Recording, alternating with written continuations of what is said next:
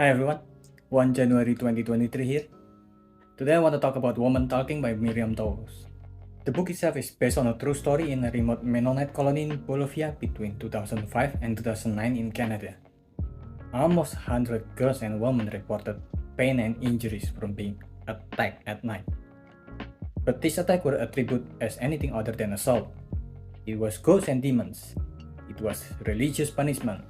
It was lies for attention, or it was attributed as wild female imagination. I don't know what that is. Only in 2011, finally, 8 men from the community got caught using animal anesthetic spray to knock their victim out and attack them. Despite the 8 men still in jail, the assault still continues in 2013. The event of the book is a fiction placed right after the 8 men was convicted.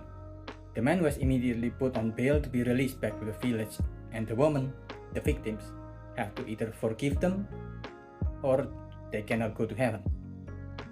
And if they cannot forgive them, they'll have to go out of the village. The story is the book about what they're meeting, talking about what their decisions are going to be. Do nothing, stay and fight, or leave. The story in the book is delivered by August F., the person who was asked to write their meeting down because the women, like a lot of Mennonites, are illiterate, and they wanted to write this meeting so they had a record of what had happened and why a decision was necessary.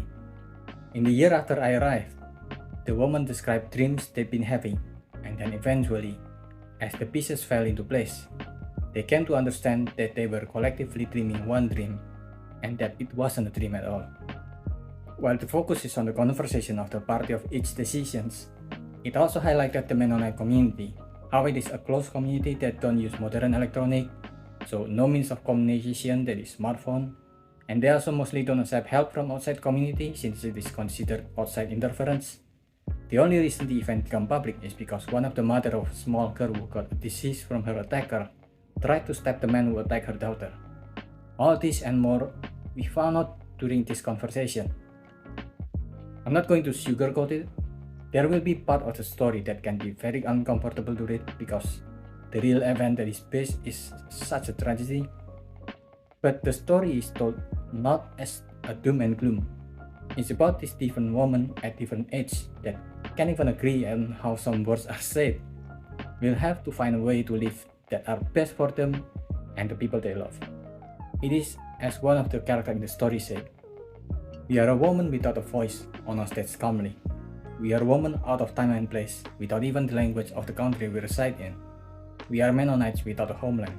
We have nothing to return to, and even the animals of Moloch are safer in their homes than we women are. All we women have are our dreams. So of course we are dreamers." It's kind of wild that something like this can happen and most of the people I know don't know anything about it. But I'm glad I read it, and I'm glad I got to highlight it even to only a small amount of people. There's also a movie adaptation of the book, and it seems to be a good adaptation, so I'm glad that more people will know this story. That's about it.